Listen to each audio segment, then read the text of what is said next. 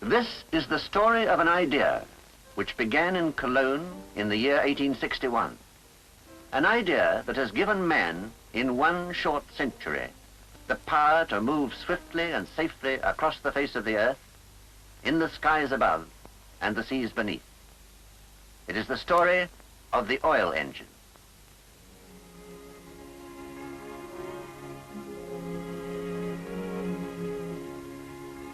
Just before Christmas 1861, strange sounds could be heard from a little workshop on Ackroyd-Stuart, next door to the Hotel Dish.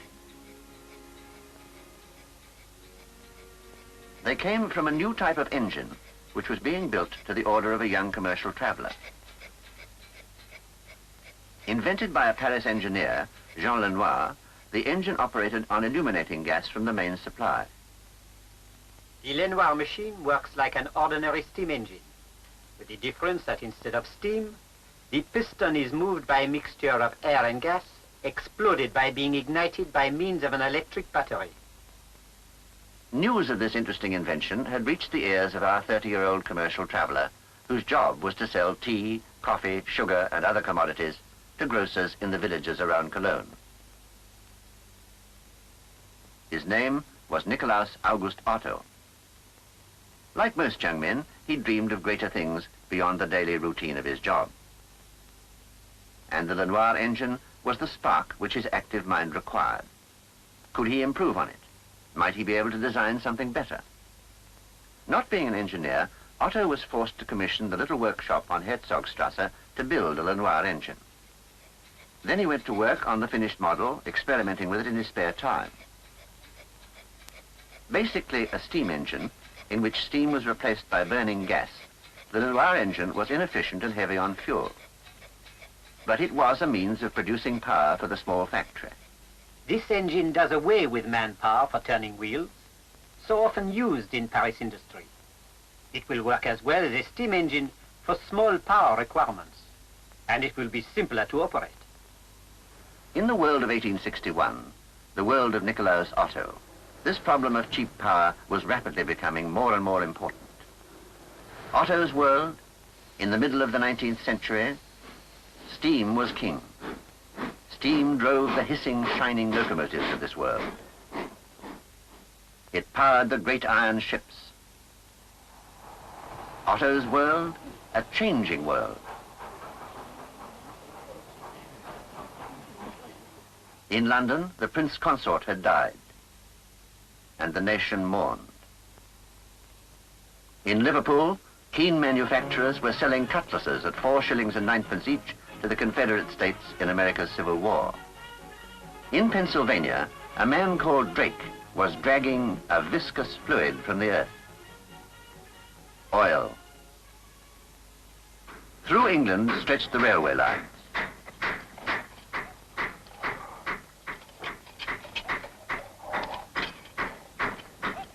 Even in London, where the Underground Railway was being built on the cut and cover principle, to operate with steam locomotives, of course. Man thought in terms of steam engines.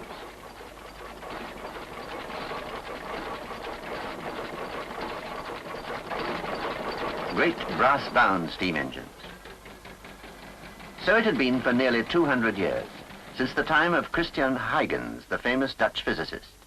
In the late 17th century, Huygens' engine, of which only these rough sketches remain, worked by means of a charge of gunpowder to lift the platform D up the cylinder.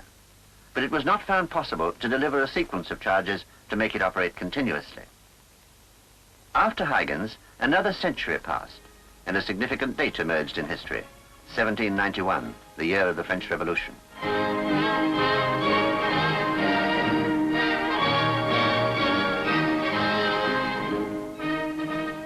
All men are born and remain free and equal in rights.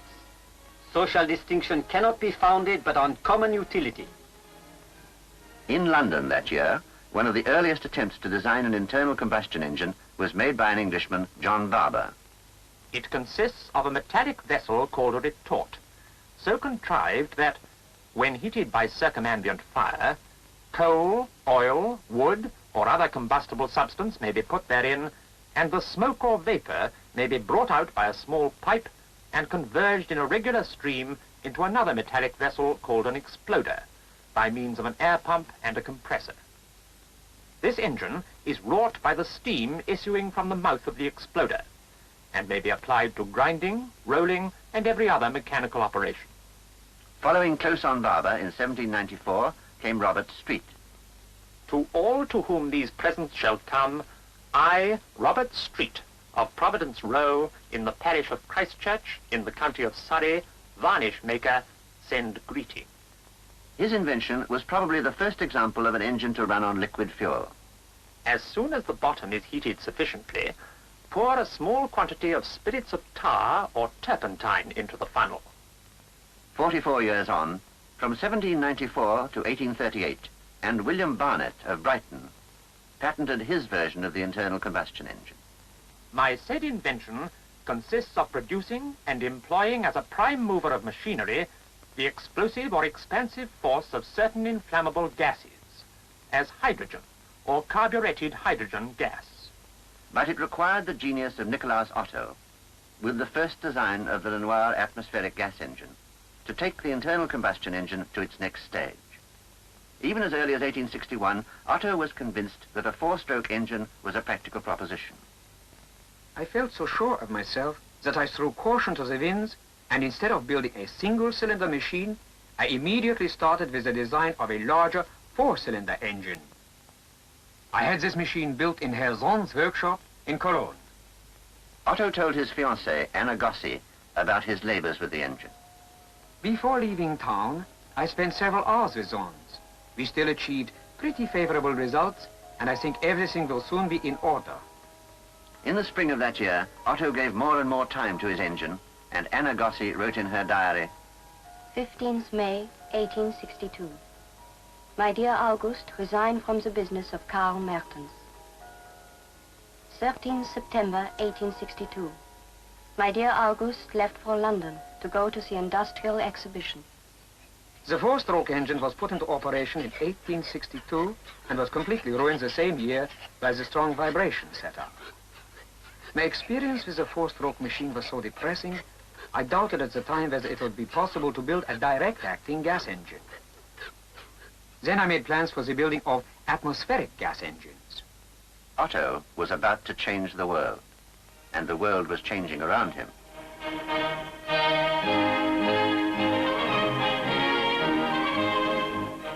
In England, new ironclads were replacing the old wooden walls.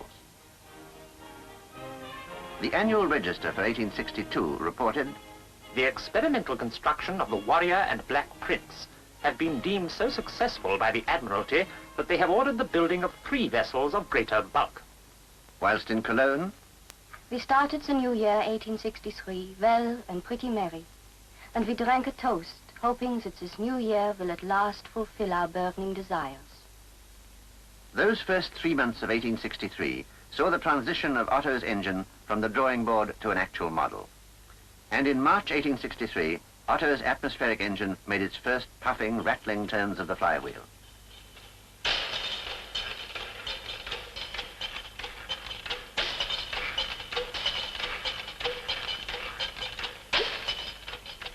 Another year, and N.A. Otto and Company was founded in partnership with a young engineer, Eugen Langen. While Otto made certain of patenting his atmospheric engine in Britain and other parts of the world. At the Paris World's Fair of 1867, the company invested in a grand exhibit.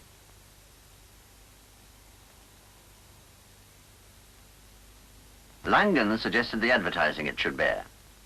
Gas engine, Otto and Langen system, offering industry a 1 to 3 horsepower motor, cheaper to operate than the steam engine. So read the firm's sign, and the engine swept the field, winning a gold medal awarded by the French government. The wheels turned on. Within months, Otto's success was widely known, and before long an agreement was signed by the Crossley brothers of Manchester to make the atmospheric engine in England. The Gasmotoren Fabrik Deutsch grants by this agreement to Messrs. Crossley Brothers the exclusive manufacture and exclusive agency in respect of the working of all their patents. Crossleys were quick off the mark with their designs. And by 1869, the engines were in full production.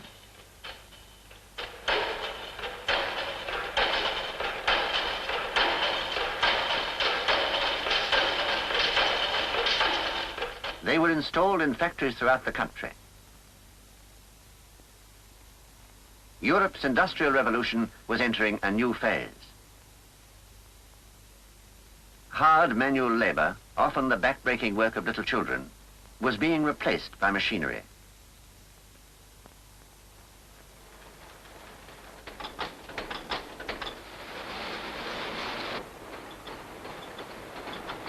Between Prussia and France, war broke out. 1870 saw the terrible siege of Paris, when balloons were used for artillery observation, and the zoological gardens were plundered to provide food for the starving people.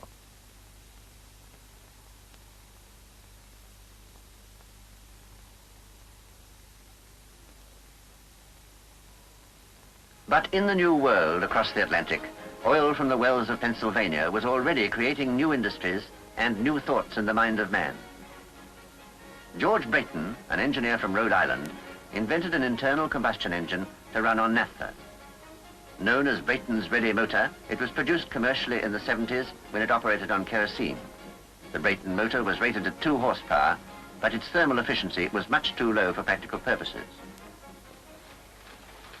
In Cologne, Otto and Langen were now prosperous businessmen. Their company had expanded, and they'd built a new factory at Deutsch on the right bank of the Rhine. Now they were making more than 600 atmospheric engines a year. But Otto had never put out of his mind his conception of a compression engine, one in which the gases could be exploded in a controlled pattern. From his office window, he could see the smoke of factory chimneys. Now, if that smoke were an explosive fuel mixture, first there would be a powerful explosion in the rich, thick, black portion of the mixture. In Otto's mind, the problem was being solved. Though the theory he evolved from watching the factory smoke was incorrect, it led him, on the 9th of May 1876, to the first diagram of the working procedure of the new 4-stroke engine. This diagram might be called the birth certificate of the internal combustion engine. From the cylinder of an old steam engine, Otto put together the working model of his new invention. My engine will work on the principle of compressing by one in-stroke of the piston a charge, drawn in by the previous outstroke so that the compressed charge, when ignited, propels the piston on its next outstroke, and the products of combustion are expelled by the next in-stroke of the piston. The first test reports of the 4-stroke engine were excellent. Otto was again quick to obtain patents in England and other countries as well as his own.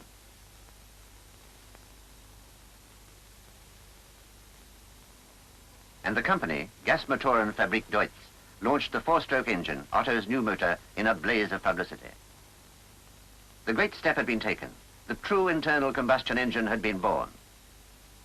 Born in Germany, it's true, but across the North Sea in Britain, a Tyneside engineer called James Robson was already putting on paper the details of his 2-stroke compression engine. As far back as 1857, 3 years before Lenoir, he had built an atmospheric gas engine, which was destroyed when part of his ironmonger's shop collapsed during excavations next door. England was in the great period of industrial prosperity of the Victorian age. For Victoria's citizens, it was an era of peace and plenty, secure behind the walls of the Royal Navy. It was a time of great projects, like the uprooting of Cleopatra's Needle from the banks of the Nile, and its voyage by sea from Alexandria to London's embankment. Temple Bar blocked traffic, so the Victorians took it to pieces and transported it elsewhere. And even in those days, there were curious bystanders to watch men digging a hole in the road. Canny James Robson was one of these great Victorians. His problem was how to build an internal combustion engine for which he need not pay royalties to Nikolaus Otto. He solved it by the invention in 1877 of the 2-stroke engine, which he improved and fully patented in 1879. These were the first 2-stroke compression engines, and also the first to employ a system of under-piston scavenging. About the same time, another inventor, Dugald Clerk, also conceived the idea of a 2-stroke compression engine. This invention has for its object to improve the construction and action of motor engines in which a combustible gas is employed as the source of power. Figure 1 on sheet 1 of the accompanying drawings is a side elevation of any improved gas motor engine, with the valve cover and part of the admission valve of the power cylinder removed. Figure 2 is a sectional plan. And in the city of Munich, a 20-year-old German technician completed his course at the Munich Technical Institute. He was a brilliant pupil, so astounding that at the end of his studies, his teachers gathered to offer their congratulations to the young Rudolf Diesel.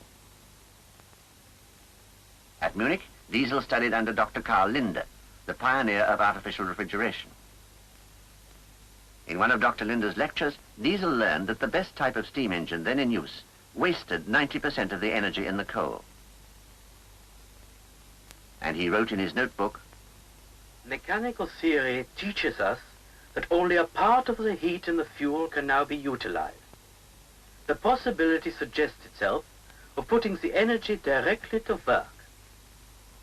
But how can this be done?" Dr. Linde had sown the seed, but the answer still lay in Diesel's mind. The key to the solution was in something which Diesel had seen as a boy when he attended the technical school in Augsburg. This was a new type of cigar lighter, rather like a pop gun. Air in a cylinder was heated by compressing a plunger to ignite a piece of combustible material. How can this be done? While Diesel was studying and planning, in England the engineers were building. William Priestman, with his brother Samuel, was developing his oil engine, which was patented in 1886. In this engine, the fuel vaporizer was kept at working temperature by the exhaust gases. The charge of kerosene was blown into the vaporizer by a compressed air atomizer and ignited in the cylinder by a spark plug and coil. 1886, cigarettes for ladies were becoming accepted, and the newfangled craze of bicycling was all the rage. It was the great age of the music hall, the masher, the stage door Johnny, the time when Eros was erected in Piccadilly Circus and Fleet Street looked like this. 1890, the year when Herbert Ackroyd-Stuart, a Buckinghamshire engineer, patented the first airless injection oil engine. An immediate success, the engine was within a year taken over by Richard Hornsby and Sons and made at Grantham. The first model, supplied to a local authority in 1892, gave a lifetime of service before being retired to the Ruston Hornsby Museum at Lincoln.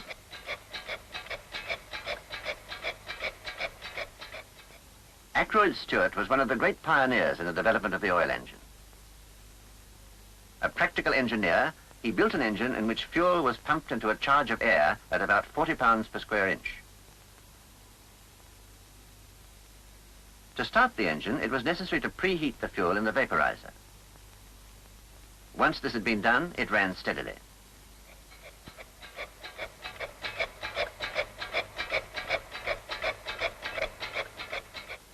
But what of Rudolf Diesel? What was happening to him? Working now for Professor Linde in Berlin, Diesel was busily engaged in the manufacture of ice-making machines. His spare time was devoted to working out a theory for a rational heat engine. A man to whom theory was all important, he plotted every detail of his new engine on paper without ever building it at this stage. In 1892, patent number 67207 was lodged in Berlin by Rudolf Diesel. Compressing in a cylinder, by a piston working in a cylinder, pure air, to such an extent that the temperature thereby produced is far higher than the burning or igniting point of the fuel. 1893, and Diesel published his paper on the engine. Though only a part of his theory proved to be correct, this slender pamphlet is one that helped to change the world. Augsburg, 1893, the MAN factory. Here, in an experimental shop, Diesel's first engine stood ready for its trial. Impatiently, Diesel waited with an official of the company. Everything was ready. First, it was necessary to turn over the diesel motor by means of a belt drive from another type of machine. A lever was pulled, vaporized fuel spurted into the superheated compressed air in the cylinder. The explosion resounded through the factory. But far from being a catastrophe, in Diesel's eyes, it was a triumph. That is what I wanted to know. This engine, which Rudolf Diesel tested in 1893, was a single-cylinder unit of 150mm bore and 400mm stroke. It had no cooling arrangements, and at one time, Diesel suggested pulverized coal as a possible fuel. 4 years of development by MAN followed the original test. Then, in 1897, the MAN engineers produced this engine, now in the Deutsches Museum at Munich. With a bore of 250mm and a stroke of 400mm, it attained an output of 20 horsepower at 172 revolutions per minute. But its basic working principle remained true to Diesel's original conception, that compressing air to a pressure exceeding the igniting point of the fuel will produce a working internal combustion engine. Now oil engines built to the Diesel formula rolled steadily from the production lines of the 90s. Slow-speed stationary engines, they were built for workshops and factories.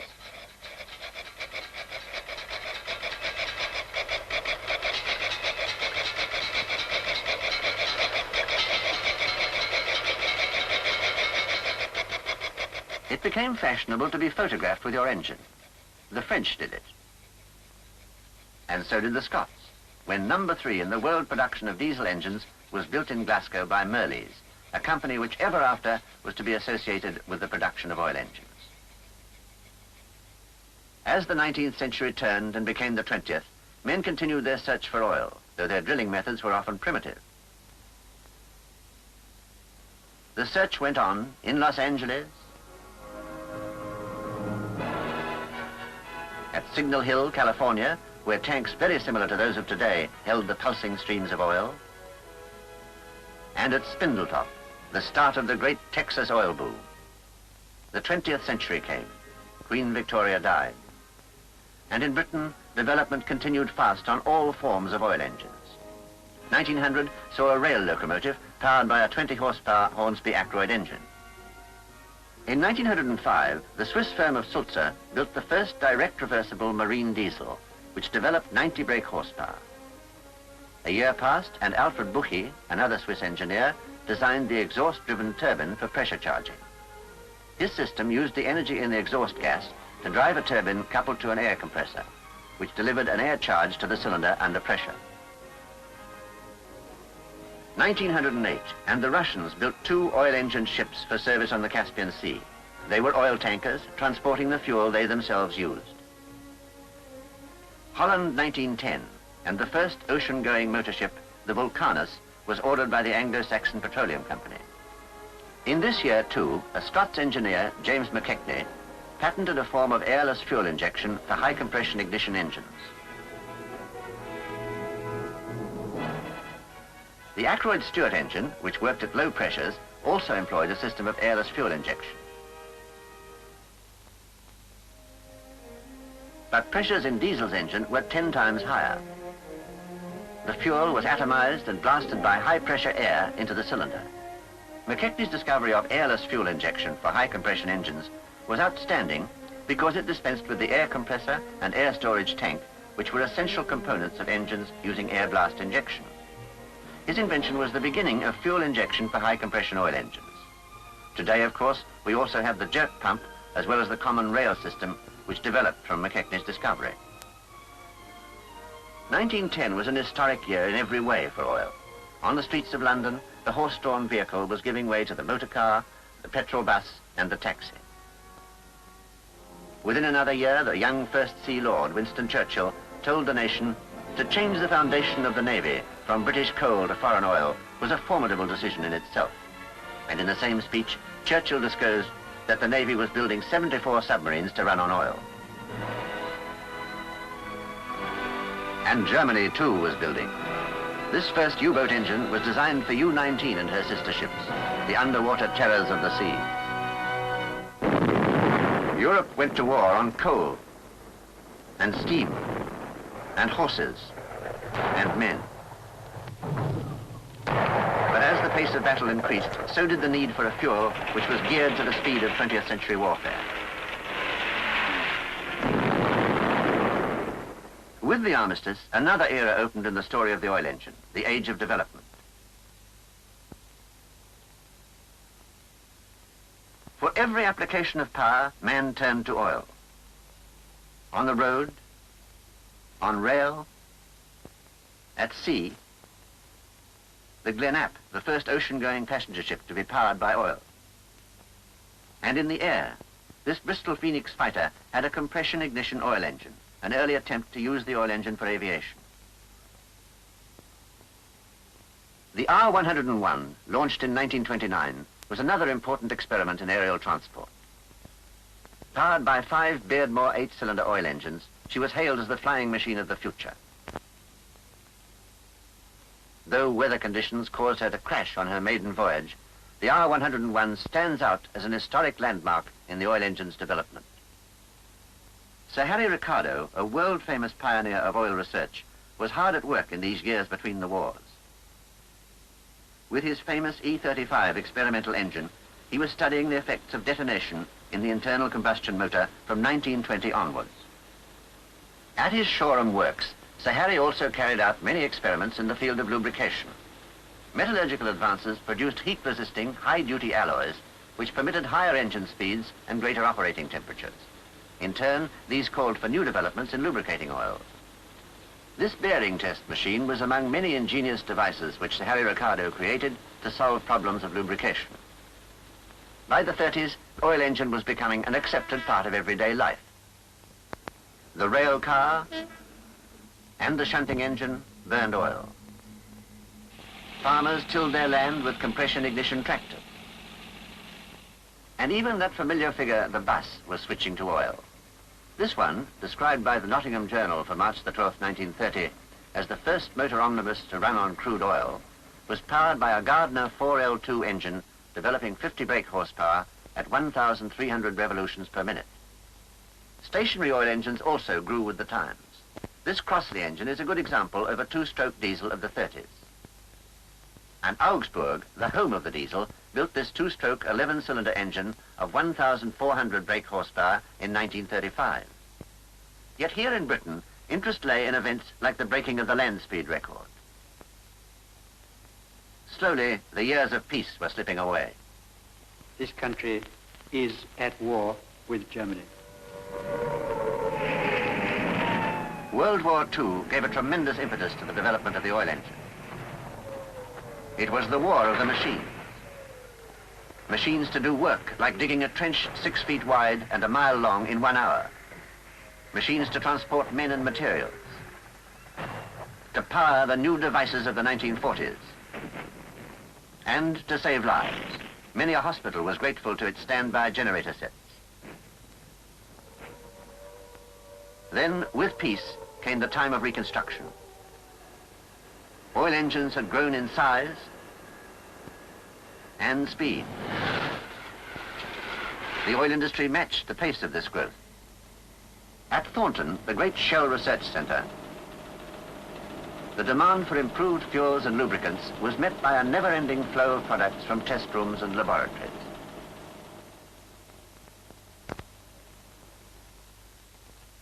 Today, the world runs smoothly on oil, as smoothly as the high-speed express trains of British Railway.